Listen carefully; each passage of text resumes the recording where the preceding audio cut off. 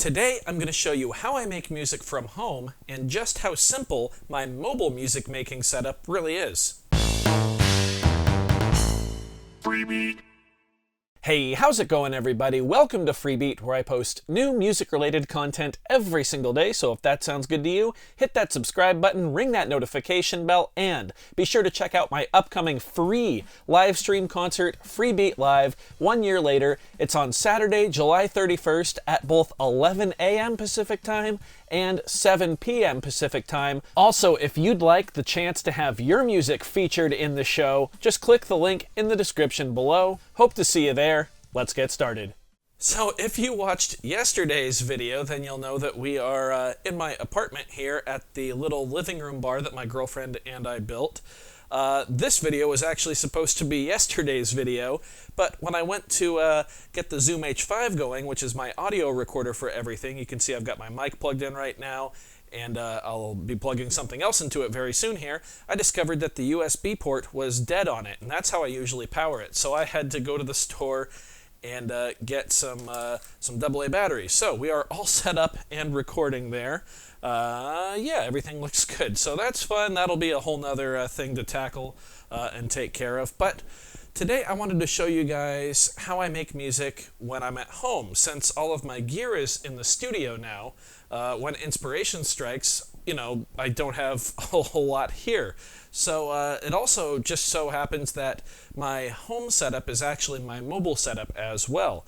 So like I said, when inspiration strikes, we always, you know, we're not always around all of our gear and everything like that. So it's good to have some kind of setup that you can take with you. And for me, that setup begins with an easy way to play the keys, which in this case here is the Arturia KeyStep. This is an awesome little MIDI controller. I believe they're fairly inexpensive still. I know Arturia just raised some prices, but I believe this guy is still less than 150 US dollars, so it's really cool. It's got a pretty cool sequencer in there as well. 32 keys, I think. Yeah, 32 keys, and a whole bunch of connectivity options on the back. CV out, sustain, sync for pocket operators and Volcas. 5-pin MIDI in and out, which is really cool, as well as USB for MIDI and power. It can be powered via USB, which is just a godsend when working with other instruments. Speaking of other instruments, the brain of my mobile setup is pretty simple. It's just the OPZ. As I liberate it from its wonderful Analog Cases glide case, which I highly recommend. I actually did a review of this case. I guess I just spoiled the review for you guys, but I'll link that in the description if you want to check it out. And the third and perhaps most vital piece of this setup here is this cable. So this is a micro USB Type-B cable to USB Type-C.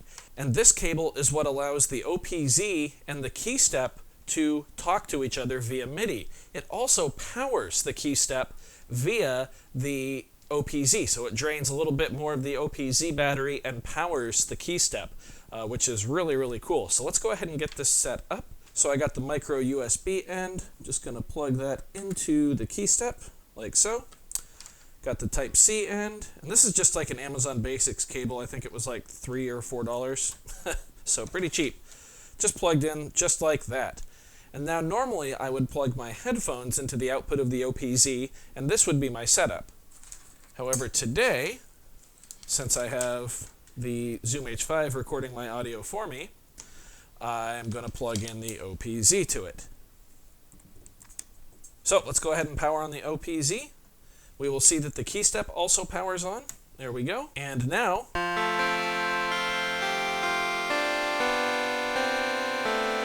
we have a full workstation, essentially.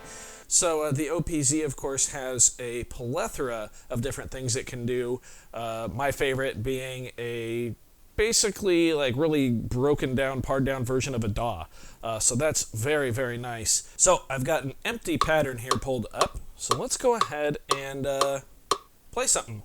And this is how I compose. And I'll either set up here on the bar, or I'll just sit on the couch. Whoops, I should have put the Oculus controllers away. Oh well.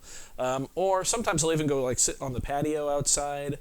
Or, you know, before COVID, I'd go sit in the lawn of the apartment complex. And yeah, I'll just go ahead and start working. So yeah, let's throw something down here, and I'll show you guys just how easy it is with this little setup to get something that you like. So let's get a kick drum, and for the sake of simplicity, let's go ahead and go 4 on the floor. Yeah, there we go. Now I'm holding the camera, so I'm going to go ahead and get the click out of here. There we go. It's a 2-hand gesture, or shortcut I should say. Let's get a hi-hat. Yeah, that works.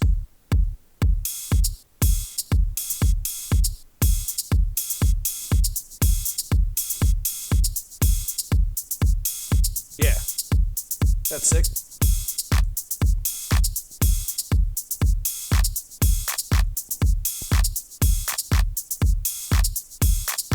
Let's go ahead and put a step component on this one. So now, it'll only trigger every other time. So now we've got our drums laid out, and I usually just use the interface on the OPZ for the drums. You can use the keyboard, but there's really no point to it, honestly.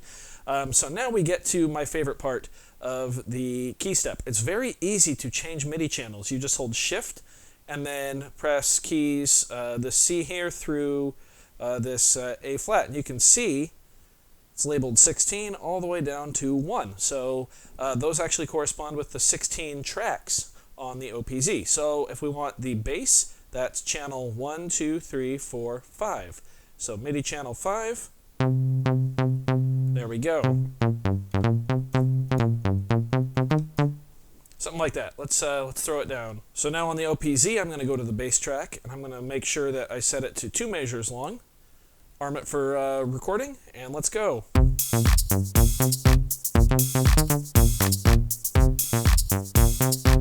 Yeah. Now we can play with some parameters.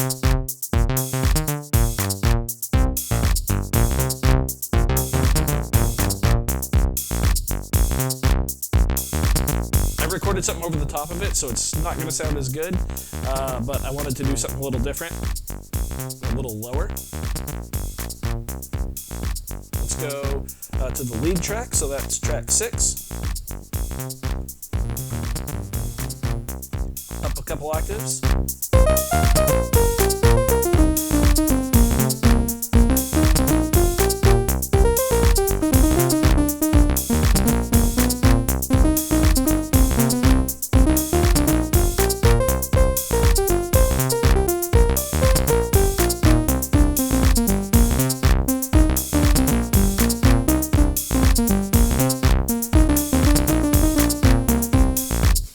So there you go, just some noodling around. But you can definitely tell that if I was hearing something in my head that really stood out to me, in just a couple seconds I could bust out the OPZ and the key step and lay it down. You don't even have to plug the OPZ into headphones or some kind of audio recorder. It does have a little speaker, so if you are just really concerned with getting some sounds out, that's a great way to go about it.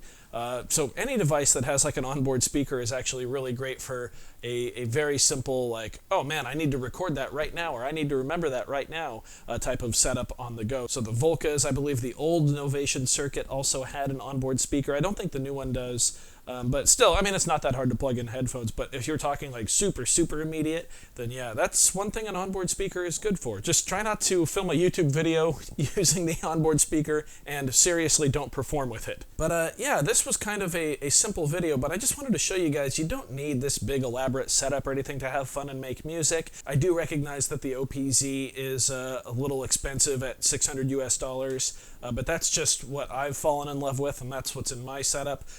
There are a lot of other ways to have something this fast and this easy for far less than that. But I do recommend the Arturia KeyStep just because of how easy it is to power it. You know, MIDI and power right there on USB, super fast, super easy. No wall power here on anything, even the Zoom. So I could put this right here, and we could go for a stroll right now. We could go walk around outside if I wanted to. I'm not gonna because it's raining, but Yeah, let me know what your mobile beat making or music making setup is. Do you have a separate studio space? And if so, do you keep any instruments at home for when inspiration strikes? Just let me know in a comment down below.